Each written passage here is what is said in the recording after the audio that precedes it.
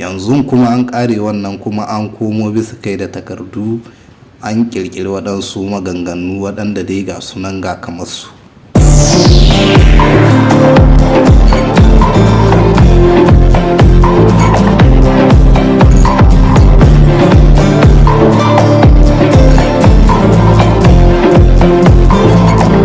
Kuke da shi domin a magance muku wannan matsala?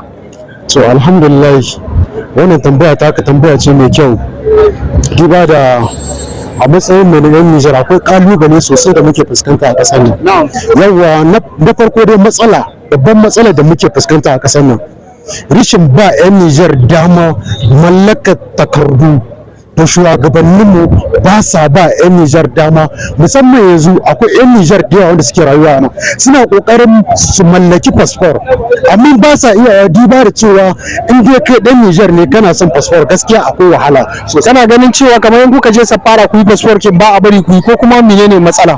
Gaskiya babban matsala da ake fuskanta an kai je can zaka je ka kiran naku mazauna ƙasar Libya. Mun gode sosai. Assalamu alaikum. Wa alaikum assalam wa rahmatullahi wa barakatuh. Malami kai dan Nijar ne? Ni dan Nijar, asalin dan Nijar. Masha Allah. A matsayin ka na dan Nijar, da yau gwamnatin CNSP za ta buƙaci cewa 'yan Libya ku faɗi menene damuwanku ta magance muku wannan damuwa. Ka faɗa mana abu ɗaya wanda kake kira da gwamnatin CNSP ta magance muku wannan matsala a cikin wannan ƙasa ta Libya da kuke. To, na farko dai abin da zamu ce matsalar mu na Libya shine canji, babban matsala. Shine matsalar canji. Na biyu jirgi ne, waɗannan guda biyu su ne ya kamata a ɗauka mana mataki a kansu.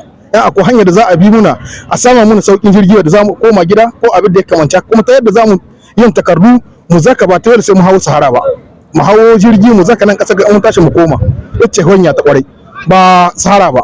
Kenan kana ganin cewa takardu suna da tsada ne, ko kuma kun kashe neman yin takardun ba kwa samu ne? To takardu suna da matsala, kaga su fara kasan mu idan ka je ka ce zaka yin fasfuwar akwai matsala can, sai su ce maka gobe yanzu haka akwai da shi na can shekarar shi kusan 3 arewa bai hito ba, kuma ka bada kuɗi ka bada takardun amma shuru komai arewa bai hito ba. To muna fatan Allah ya sa gwamnatin CNSP su shi wannan kiran na al'ummar Nijar mazauna ƙasar Libya domin a share musu hawayensu. Amin ya hayya qayyum. Assalamu alaikum. Assalamu wa rahmatullahi. Malami da suka ci mutu a ƙwarya, menene rashin cikakken takardu? Ya kamata a ce hukuma ta CNSP ta taimaka ma ƴan ƙasa yadda za su yi kowa kamin shi hito ya mallaki takarda ta shi, yadda in ya zo ba za a walaƙaitar da shi ba. kana ganin cewa da tizo matsalan takarda daga gwamnati ne, ko kuma a'a daga 'yan ƙasa ne su ne ba sa son su je su takarda? Akwai daga hanyar gwamnati, akwai kuma daga hanyar ɗan ƙasa. Gwamnati ita ce take sa ɗan ƙasa, saboda duk hanyar da gwamnati a ɗan ƙasa bisa hanyar nan zai bi. Yanzu yau in aka gwamnati ta ce duk ɗan ƙasa bai ya hita sai na bashi fasfor lokacin shi hita, dole ne zai bi wannan doka shi hita. Ko kuma a yanzu fasfor ana shi ka 30, to a sabke ma ɗan ƙasa shi samu yadda zai yi fasfor kenan. Kuma sannan akwai wani yana da jika 30 kin shi yana difa, bai iya ya nemo wasu jika 50 kin da zai karawa ya taho ya mai yayi. Dan difa in za a yi mishi difa ko zandar tana gyara shi, dan agadas in za a yi mai agadas tana gyara shi, dan tawa in za a yi mai fasfor tawa tana gyara shi. Dan menene yasa mutane mafi yawan suke zawwa ba su da guzurukin da za zuwa su taso daga difa ci zo ne mai shi fasfor lokacin nan ki dauko hanya ki zo nan Libya. Muna godiya sosai da tizo. Allah ya sa hukumar CNSP ta ji wannan kukan naka, kuma Allah ya sa su share muna waɗannan hawayen. Muna godiya sosai. Assalamu alaikum. Aminu alaikum salam. Malami kai dan Nijar ne? Dan Nijar cikakke. A matsayin ka na dan Nijar, yau da gwamnatin CNSP daga Nijar za ta tambaya cewa ku 'yan Libya menene matsalan ku, kuma abin da yake damun ku a cikin wannan ƙasa, ta muku maganin wannan matsala, abu guda tak da zaka hararo muna shine mi? Abin da za na magana bisa kan gwamnatin mu mai albarka, saboda muna shin daɗi yanayi yanzu da muka fara fuskanta, saboda mun ga ci gaba cikin Nijar insha Allah. To nan ma muna sa a samo mana ci gaba na mu sami inci cikin ƙasar ga, inda har yau akwai ba ko ina muke shiga ba cikin ƙasar ga. Amma a takaice wani irin inci muke son mu samu, saboda akwai lokutan da ake biye da mutane ana kama su, wasu na zama na neman aiki ana kama su an tanke tal, kuma muna da inci cikin Libya, muna da magabata kuma cikin Libya. Kana ganin wannan kamun ba matsalar takarda ce ba take sa ake muku shi ba? Wallahi haddari akwai matsalar takarda, me akwai kamu na ba rera wanda ba a san menene ba sabab, sai a kama mutane shuwayyata ne a ce ka 2,000 3,000 wani lokacin. Assalamu alaikum jama'a, ya kuke? To yau dai wannan bidiyon zan yi magana a kan shi wanda na gani a tashar Laminu Dan Filinge wanda ya saki. Wato magana ce da na fara sauraron bidiyon, dama na dai ɗibi wani sassa daga cikin bidiyon, daga cikin abin da ya faru a cikin wannan bidiyon.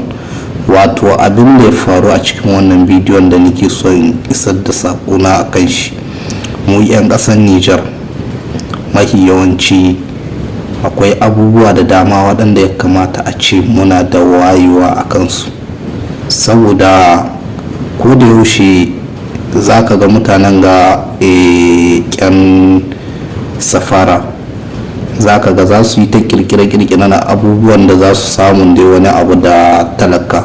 Yau idan an ka ce ga mota can ta buge wani dan Nijar, yan safara za ka ga sun ta yi, idan motar ta buge shi za ka ga sun je su da muhimsu kawai kuɗi, ba tunanin dama su suna lalle su samu wannan damar. Yanzu kuma an ƙare wannan, kuma an komo bisa kai da takardu, an ƙirƙiri waɗansu maganganu waɗanda dai ga sunan ga kamar su, wanda har bidiyo na gani na Larabu wanda dai shiri ne wanda kai ma da ka gane shi an shirya shi ne domin a ga to, amma waɗansu mutane suna nan babu abin da suke so daga su ƙara ma ture kuɗi sai su kirkiri hanyoyin da dai za su gade bayan waɗanda ke nan suna nema cikin Libya. Kullum haka ne, ko da yaushe haka nan na.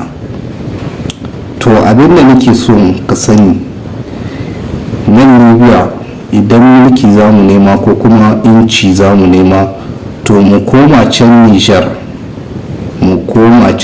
mu nemi inci.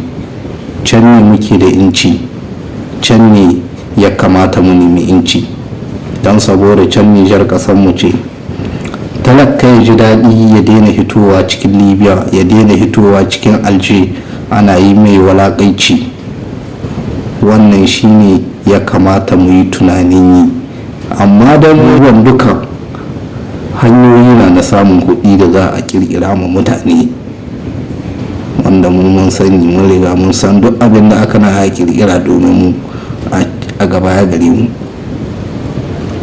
Yaushe wanda sai ya je ya yi kasar, ya yi wani abin da ya sha wahala, ya yi kura, ya ɗauki manonin ƙasa ya aza saman da ruji, ya ta saman imara ya aza, ya komo ya samu jine 60 jine 10 wani bi jine ko dala bai samu.